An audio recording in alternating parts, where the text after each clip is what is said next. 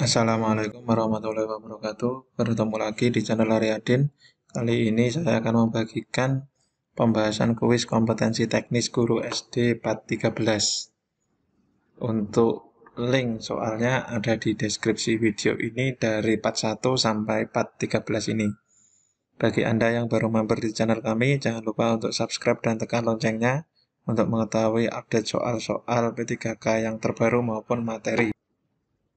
Dan bagi Anda yang ingin bergabung di grup Telegram P3K Guru SD yang insya Allah setiap hari akan ada share soal, bisa gabung yang link grupnya ada di deskripsi video ini juga. Semangat dalam belajar, tinggal 1 bulan lagi ujian sudah dilaksanakan.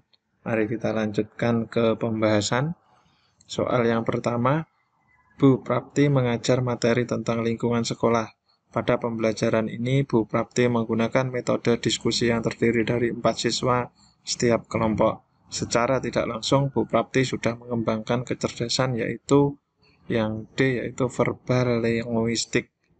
Nah, jadi pembelajarannya membangkitkan kecerdasan linguistik itu ada beberapa. Yang pertama, bercerita. Itu berarti membangkitkan kecerdasan linguistiknya. Diskusi, merekam dengan tape recorder, menulis jurnal, dan publikasi. Jadi metode diskusi ini sesuai dengan ini untuk membangkitkan kecerdasan linguistik, salah satunya yaitu dengan metode diskusi. Soal nomor 2, Adit seorang guru SMP X ketika melakukan proses pembelajaran menghadapi peserta didik yang berasal dari berbagai latar belakang kondisi keluarga. Ada keluarga mampu, ada yang miskin, ada orang tua yang menjadi pejabat, ada yang sebagai buruh dan pegawai swasta. Namun Pak Adit memberikan perhatian dan pelayanan yang sama kepada peserta didiknya. Hal ini sebenarnya Pak Adit memperhatikan karakteristik peserta didik terutama yaitu status sosial. Nah, jadi variasi status sosial ekonomi pendidik dituntut untuk mampu bertindak adil dan tidak diskriminatif. Contohnya dalam proses pembelajaran, pendidik jangan sampai membeda-bedakan atau diskriminatif dalam memberikan pelayanan kepada peserta didiknya, dan juga dalam memberikan tugas-tugas yang sekiranya mampu diselesaikan oleh semua peserta didik dengan latar belakang ekonomi sosial yang sangat beragam. Jadi pendidik itu tidak boleh membedakan status sosial, entah itu keluarga yang mampu atau yang miskin, semuanya kita anggap sama. Nah, jadi entah itu soal atau tugasnya ya harus sama. Jadi tidak boleh dibeda-bedakan. Soal nomor 3, guru A ketika melakukan proses pembelajaran selalu menggunakan media. Kadang memutar video pembelajaran, kadang memutar CD audio, kadang menggunakan poster berwarna, agar peserta didiknya memperhatikan dan tertarik terhadap apa yang dibahasnya, serta senang mengikuti pelajarannya, sehingga hasilnya sangat baik. Pembelajaran dilakukan demikian karena pertimbangan yaitu yang B, gaya belajar peserta didik. Gaya belajar sendiri adalah cara yang cenderung dipilih atau digunakan oleh peserta didik dalam menerima, mengatur, dan memproses informasi atau pesan dari komunikator atau pemberi informasi. Gaya belajar peserta didik merupakan hal yang penting untuk diperhatikan dalam melakukan proses pembelajaran karena dapat mempengaruhi proses dan hasil belajarnya. Gaya belajar dapat dikelompokkan menjadi 3, yaitu visual, auditif, dan kinestetik.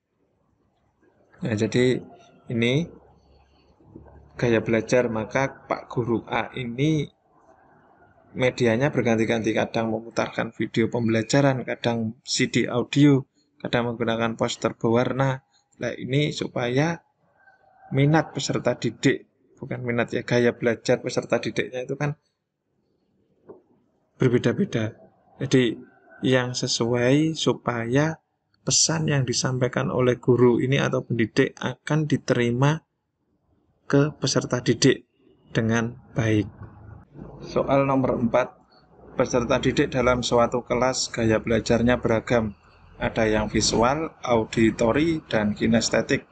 Namun kegiatan pembelajaran selama ini masih banyak yang konvensional klasikal, yaitu dengan sistem ceramah. Agar dapat memenuhi ketiga gaya belajar tersebut, guru perlu yaitu yang D menggunakan media audio, video, dan percobaan. Jadi yang audio ini yang gaya belajar auditori ini, sedangkan yang video adalah yang visual, kinestetik itu kan lebih ke geraknya, yaitu dengan percobaan. Pembahasannya karena media audio tepat untuk siswa dengan belajar auditori, video untuk siswa visual, dan percobaan dengan memanfaatkan gerak anggota tubuh tepat untuk siswa kinestetik. Jadi penjelasannya yang seperti yang saya sampaikan tadi. Soal nomor 5, contoh penerapan teori behavioristik yang dapat dilakukan oleh guru dalam praktek pembelajaran adalah, yaitu yang B menyediakan atau memberikan kegiatan-kegiatan yang merangsang keingintahuan siswa dan membantu mereka mengekspresikan gagasannya. Pembahasannya, menurut teori behavioristik, apa yang terjadi di antara stimulus dan respon dianggap tidak penting untuk diperhatikan, karena tidak dapat diamati dan tidak dapat diukur.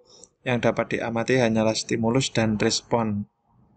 Oleh sebab itu, apa yang diberikan guru merupakan stimulus, dan apa saja yang dihasilkan peserta didik merupakan respon. Semuanya harus dapat diamati dan dapat diukur. Behavioristik mengutamakan pengukuran, sebab pengukuran merupakan suatu hal yang penting untuk melihat terjadi tidaknya perubahan tingkah laku tersebut. Nah, jadi behavioristik ini kan ada stimulus dan respon. Jadi memberikan kegiatan yang merangsang keingintahuan siswa, ini berarti stimulus yang diberikan oleh guru, dan membantu mereka mengekspresikan gagasannya. Berarti ini setelah mendapat stimulus kegiatan ini, maka respon yang dilakukan oleh peserta didik adalah mengekspresikan gagasannya. Soal nomor 6, seluruh komponen pendidikan memiliki tujuan yang sama, yaitu terbentuknya manusia yang ideal, manusia yang dicita-citakan, yaitu manusia yang mampu mencapai aktualisasi diri. Pernyataan tersebut merupakan bagian dari teori, yaitu humanistik. Teori humanistik sering dikritik karena sukar diterapkan dalam konteks yang lebih praktis. Teori ini dianggap lebih dekat dengan bidang filsafat, teori kepribadian, dan psikoterapi daripada bidang pendidikan, sehingga sukar menerjemahkannya ke dalam langkah-langkah yang lebih konkret dan praktis. Jadi untuk menerjemahkan ke langkah-langkah yang nyata dan praktis itu sulit. Namun karena sifatnya yang ideal, yaitu memanusiakan manusia, di humanistik itu memanusiakan manusia, maka teori humanistik mampu memberikan arah terhadap semua komponen pembelajaran untuk mendukung tercapainya tujuan tersebut. Semua komponen pendidikan termasuk tujuan pendidikan diarahkan pada terbentuknya manusia yang ideal, manusia yang dicita-citakan, yaitu manusia yang mampu mencapai aktualisasi diri. Untuk itu, sangat perlu diperhatikan bagaimana perkembangan peserta didik dalam mengaktualisasikan dirinya, pemahaman terhadap dirinya, serta realisasi diri. Di memanusiakan manusia, manusia yang ideal, manusia yang dicita-citakan ini merupakan bagian dari teori humanistik. Soal nomor 7, pada tahap konseptualisasi, kemampuan yang dimiliki oleh peserta didik adalah, yaitu B, mampu membuat peraturan. Konseptualisasi peristiwa belajar adalah seseorang sudah mulai berupaya untuk membuat abstraksi, mengembangkan suatu teori. Jadi ini sudah mempunyai angan-angan ya, konsep atau hukum dan prosedur tentang sesuatu yang menjadi objek perhatiannya. Pada tahap ini diharapkan peserta didik mampu membuat peraturan-peraturan umum atau general dari berbagai contoh kejadian yang meskipun berbeda-beda tetapi mempunyai landasan yang sama.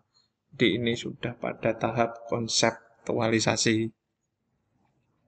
Soal nomor 8, setelah melakukan analisis penilaian harian, Pak Doni mengambil kesimpulan bahwa terdapat beberapa peserta didik mengalami kesulitan belajar yang sama. Pelaksanaan remedial yang dapat dilakukan oleh Pak Doni adalah, yaitu bimbingan secara kelompok. Nah ini kuncinya ada ini, mengalami kesulitan yang sama, berarti kan dalam satu kelas kesulitannya sama, maka yang paling tepat adalah bimbingan secara kelompok.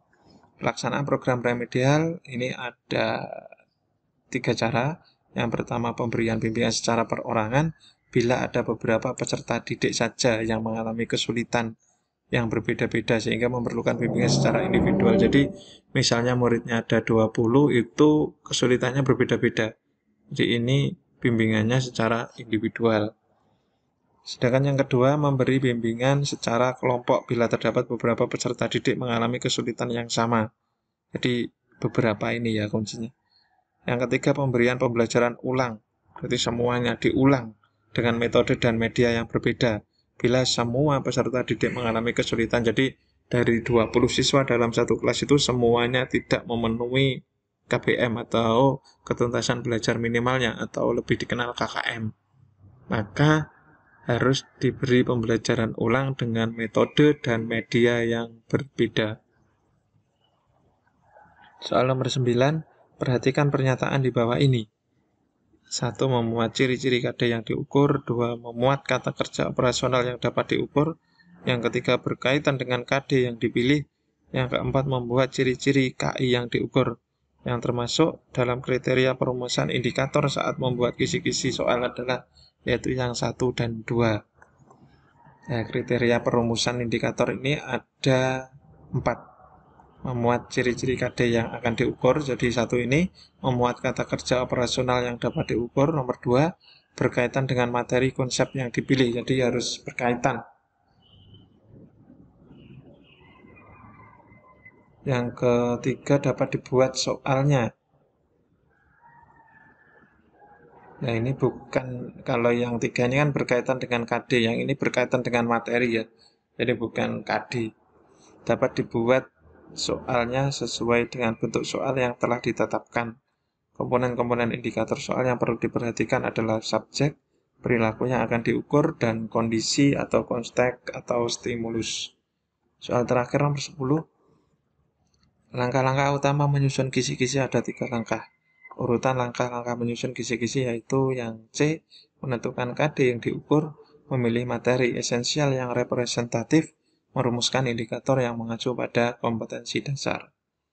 Nah, ini pembahasannya, langkahnya ada 3. Yang pertama, menentukan kompetensi atau KD yang akan diukur, memilih materi esensial representatif, dan yang terakhir merumuskan indikator yang mengacu pada KD dengan memperhatikan materi. Cukup sekian penjelasan saya untuk kuis kompetensi teknis guru SD Part 13. Ada kurang lebihnya mohon maaf. Untuk video kuis yang lain bisa ditonton di 2 video atas ini. Jadi ini bisa diklik. Ada kurang lebihnya saya mohon maaf. Terima kasih. Jangan lupa untuk subscribe dan tekan loncengnya. Saya akhiri cukup sekian. Wassalamualaikum warahmatullahi wabarakatuh.